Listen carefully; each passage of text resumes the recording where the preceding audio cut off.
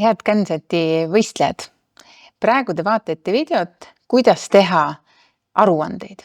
Tegelikult ei ole selles mitte midagi rasket, vaid käime siin koos kiirelt üle selle, mida meie kui žürii liikmed peame oluliseks. Esmalt siis, kui te võtate ette Känsat juhendi 2027, siis te näete seal juhendi punktis 3 on tabelis antud 3 kuupäeva. Tähtaeg esialgse disaini saatmiseks, Känsat on valmis aruande saatmiseks ja viimane on siis, kui me kõik kohtume juba Tallinna teletornis, siis peab olema viimane aruanne valmis. 3 eraldi aruannet, kuid see on ühe aruande 3 erinevat versiooni. Täpselt nii, nagu Känsat Estonia on arenenud ka meie aruannete vormid. Eelmisel aastal võistlejad võisid näha hoopis teistsugust aruandevormi, aga me saime aru, kuidas teha seda teie jaoks lihtsamaks. Ja nüüd on see siis teie ees. Esialgses disainis me palume teha üldine plaan ja põhjendada, miks te midagi teete.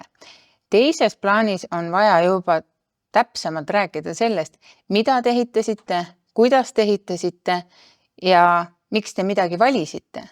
Ja kui te tegite ka ümber võrreldes oma esimese plaaniga, siis tuleb ka kirjeldada seda, miks muudeti. 3. aruanne on siis, kui te olete ära lennutanud ka oma Känsati. Panete sinna kirja oma saadud tulemused, olgu need siis õnnestumised või ka ebaõnnestumised, sest et oluline ikkagi inseneri töö jaoks on eneseanalüüs. Ka olukorras, kus kõik ei tööta nii, nagu sa tahtsid. Aga vaatame siis täpsemalt, mida aruannetes vaja on. Ehk siis esimene kuupäev aruande esitamiseks ei tähenda seda, et ma 3 päeva ennem seda võtan aruande lahti ja hakkan täitma.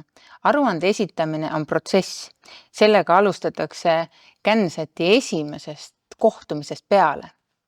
Kui meeskond kohtub, hakatakse juba siis täitma aruannet. Esialgse disaini puhul, selle aruande puhul, esimene tabel, mida te täitma peate, on oma meeskonna nimega. Sinna palun pange ainult oma juhendaja nimed ja teie kui osalejate eesnimed. Perekonnanimede panemisest palun hoiduda sellepärast, et meie kui žürii liikmete jaoks peab olema see natukene anonüümsem, ehk siis me ei tohiks kokku panna nimesid ja nägusid. Selle aruande vormi puhul on veel oluline teile see, et nii kui te esimest korda Känsat meeskonna kokku panete, siis see aruande vorm peaks teil kohe lahti tulema ja hakkama seda täitma. Ehk siis aruanne ei ole mitte midagi sellist, mida sa täidad tagantjärgi, vaid et see on jooksev protsess kogu Känsati ehitamise ajal. Teine tabel, mida te näete, on siin praegu slaidil olemas. Ehk siis see on kogu teie Känsati projekt ühel lehel. Siin peaks olema kõik kõige olulisem kirjas. Iga aruandega, kui te saadate, siis vaadake üle, et see vastab viimastele muudatustele. Sest et kui meie žüriina lahti selle võtame megi ette selle Känsat ühe leheküljega, vaatame teises aruandes, mis te olete muutnud ja kui me lõpppäeval kohtume, siis vaatame jällegi teie seda Känsat ühe leheküljega, vaatame lõpu tulemusi ja võib-olla, kui vajame mingit täpsustavat kirjeldust, vaatame ka viimasel päeval teie vahepealseid kirjeldusi aruannetes. Teine oluline asi, mis selles esimeses aruandes esitada tuleb, on missiooni edukuse kriteeriumid. Tegelikult on selles esimeses aruandes veel päris palju muid informatsiooni. Aga mida te näete, on see, et väga palju sellest aruandest on tabeli vormis. Ja see on põhjus sellepärast, et me tahaksime, et te ütlete meile, mis te teete, miks te teete ja et oleksid kindlasti ära fikseeritud ka need, millised on teie õnnestumise ja kriteeriumid. Sest et Kui te saate teada, et ei ole täidetud õnnestumise kriteeriumi, saate te seda parandada. Aga kui teil ei ole kirjas ühtegi kriteeriumit, ei ole võimalik ka areneda ja parandada oma CAN-setti. Oletame, et möödas on esimese aruande esitamise tähtaeg. Kohtute peale aruande esitamist, võtke palun korraga uuesti ette see aruanne ja me jõuame nüüd aruande 2 või aruande 2-ni. Mida see tähendab? See, kui te võtate lahti, siis see on 6. punktist alates. CAN-set on valmis. Ole hea, siia kirjuta kõige suuremad muutused, mis sa oled teinud seoses CAN-seti ehitamisega. Loomulikult ka eelnev informatsioon, mis sa oled CAN-setil muutnud, olgu need siis elektroonikas, olgu see siis disainis, palun kirjelda neid eelpool ka. Aga siia minule kui žürii liikmele on väga oluline see, et kui ma loen sinu teist aruannet, siis mina võtan lahti kohe, mis sa oled võrreldes varasemaga muutnud. Ja kui mulle mõni asi jääb selgusetuks, mis sa oled siin muudatuste all kirjutanud, või mind hakkab midagi päris paeluma, mis muudatuse sa oled teinud, siis mul on koht, kus seda järgi vaadata, ehk ma tulen tagasi sinu esmase disaini aruande osa juurde, mida sa siis oled ka muutnud vastavalt. Satelliidi lennutamisega kaasnevad ka igasugused riskid ja ohud. Ja on oluline, et teie ka kui insenerid sellele tähelepanu pöörate. Ja siin sellel samal aruandel, mida te siin slaidil näete, on ka välja toodud, et te markeeriksite meile need riskid teie hinnangul ja oskaksite ka vaadata, kuidas neid lahendada, sest et lahendus on juba pool võitu. Sellel samal aruandel tuleb teil ka kirjutada stardiprotokolli nimekiri ja vastutajad sinna taha panna. Ma tean, et seda ei lähe teil kohe vaja, aga kui te tulete eelvooru, siis selleks hetkeks peab olema teil valitud vastutajad. Ja mitte ainult, et siin paberi peal on ta vastutaja, vaid et palun veenduge ka võistkonnad, et te ise teate, kes teil selle eest vastutab. Ehk siis see on väga oluline ettevalmistus eelvooruks ja loomulikult ka lõppvooru pääsedes. Te olete teinud kulutusi kindlasti esimesest hetkest alates, aga alles teises aruandes on see koht, kus te saate need kirja panna või meile esitada, mis teie maksumused komponentidel on. Ega rohkem väga palju ei olegi. Nüüd me oleme jõudnud lõppuaruande juurde. See tähendab seda, et me oleme juba eelvoorus. Te olete ära lennutanud oma satelliidid, te olete saanud kätte oma esimesed informatsioonid, teinud andmetest graafikud. On aeg need siis panna raportisse, lõpparuandesse. Me ei soovi näha raportis miljonit erinevat graafikut, vaid et me palume, et te viimistleksite enda jaoks olulisemad.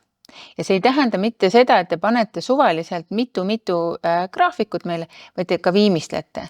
Palun vaadake, et graafikute esitamisel oleksid täidetud kõik vajalikud nõuded. Oleksid mõõtühikud, oleksid telgedel nimed selliselt, et me saaksime aru, mida graafikul on kujutatud. Ja ükski projekt ei lõppe ennem, kui me oleme õppinud ka midagi sellest. Ja võt see viimane punkt on õppetunnid, mida te olete teada saanud, mida te olete juurde õppinud. Ja kõikide eelnevate CAN-set võistkondade kogemusel, mis nad on oma lõppettekandes öelnud, ma võin öelda, et kõige olulisemaks, mida nad peavad, on see, et aruannete tegemine peab olema regulaarne. Vot see on üks kõige suuremaid õppetunde, mida nad on saanud. Ehk siis see on väike vihje teile jätkuvalt. Võtke aruanne lahti igal koosolekul, kui te kokku käite ja täiendage. Sest et seejärel on teil lihtsam sellest viimistleda mingi asjalik raport. Loomulikult me tahame ka lisasid näha.